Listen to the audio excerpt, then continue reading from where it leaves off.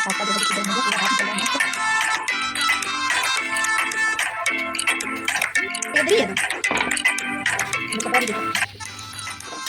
Hello friends, good morning, welcome to my new blog. और सुबह के अभी 6 बज रहे हैं और 6 बजे मैं उठ चुकी हूँ।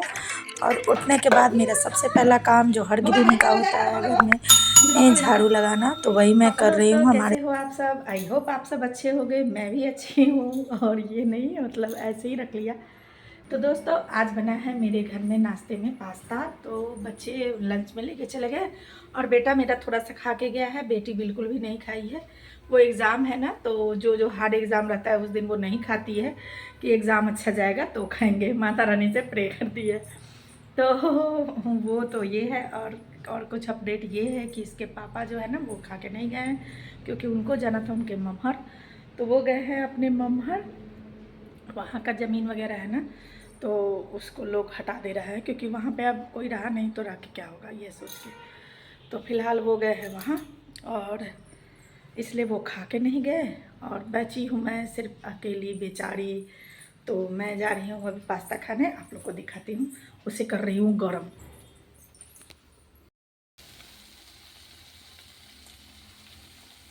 तो दोस्तों पूजा पाठ वगैरह सब कुछ हो चुका है, और अभी जो है ना वो बस नाश्ता करूँगी। सारा काम हो चुका है, घर का पूरा साफ़ सुथरा सब कुछ कर चुकी हूँ।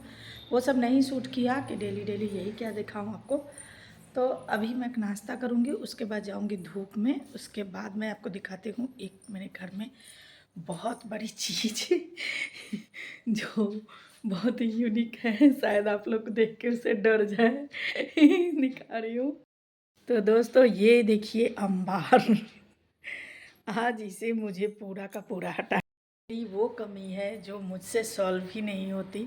मतलब डेली के डेली सारे काम में मैं मतलब बिल्कुल भी मुझे असकत नहीं लगता, मगर यही एक काम है जिसको मैं सोचती हूँ कल कर लूँगी, कल कर लूँगी।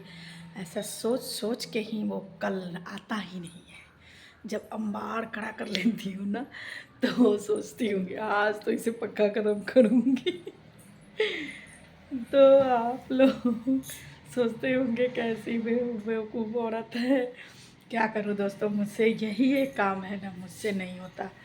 मतलब उसके लिए लगता है ना कि कोई रहे जो कर दे, सो वाली बात है।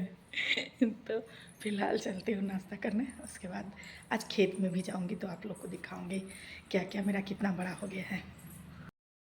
तो पास्ता जो है देखिए गर्म हो गया, पूरा भाप निकल रहा है मस्त। हाई स्पून और ये इसमें, और मैं चली खाने। गरम गरम पास्ता के साथ आप लोग भी आ जाइए खाने, क्योंकि मज़ा आता है गर्मा गर्म में ही, और अकेले खाने में ये सब चीज़ मज़ा नहीं आता। तो आप लोग आ जाइए, साथ में मिलकर खाएंगे। नहाने से पहले ही मैंने सारे बर्तन धो लिए थे, और नाश्ता वगैरह करने के बाद जो थोड़े बहुत बर्तन हुए उनको भी मैंने धो लिया है। और धोने के बाद अब बारी थी मेरी किचन क्लीन करने की।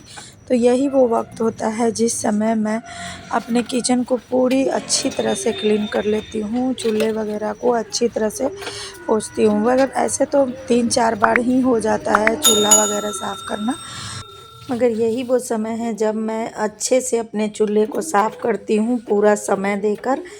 तो वैसे सुबह में भी देखिए हड़बड़ी रहता है, क्योंकि नाश्ता वगैरह बनाने के बाद मुझे नहाना और पूजा करना रहता है, तो उस वक्त भी मेरे पास समय नहीं रहता।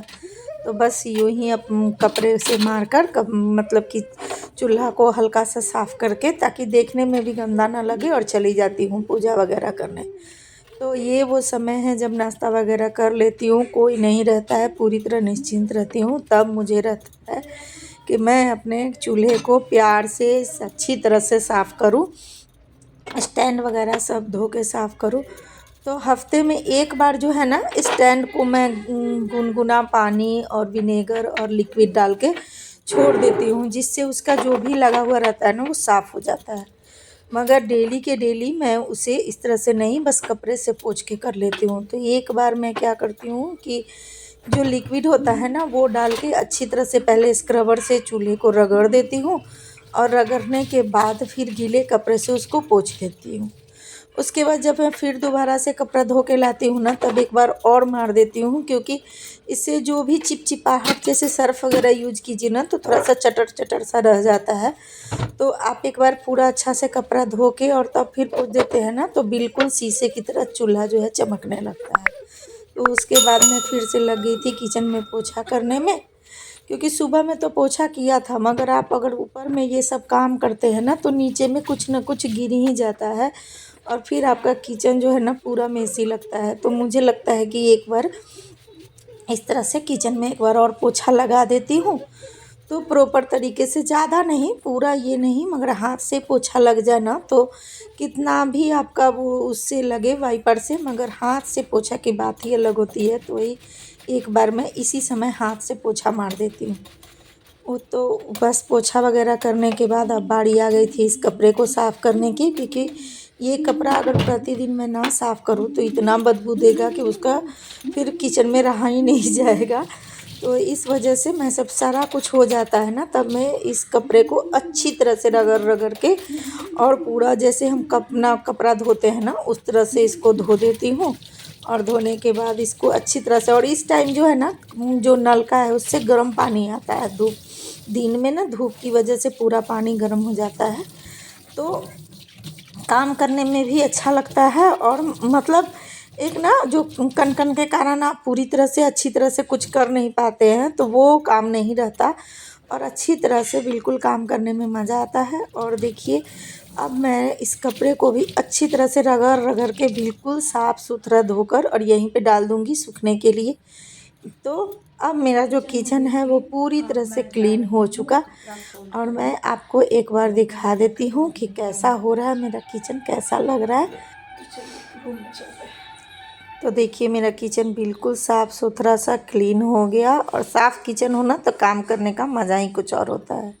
तो इसके बाद मैं सीधे आपसे शाम को मिली, दिन में नहीं कुछ शूट किया, थोड़ा देर धूप वगैरह सीखा, फिर बच्चे सब आ गए थे तो उसमें लग गई, और फिर हर वक्त कैमरा लेना मुझे याद नहीं रहता। तो फिर आज मैं बना दी थी पालक की सब्जी और इधर कपड़ा धुलने के लिए रख दी। उसके बाद मैं आ गई थी रूम में, क्योंकि चावल दाल मैंने कृति को कहा था कि वो सेट कर दे, कुकर में ही मैंने बना लिया, क्योंकि आज रात में इसके पापा को नहीं खाना था। तो मुझे कपड़े का जो ढेर दिखाया था ना उसको ख़त्म करना था, तो मैंने सारे कपड़े फोल्ड कर लिए, और कुछ कपड़े जो प्रेस करने वाले थे इसके पापा के थे वो सारे प्रेस कर दिए।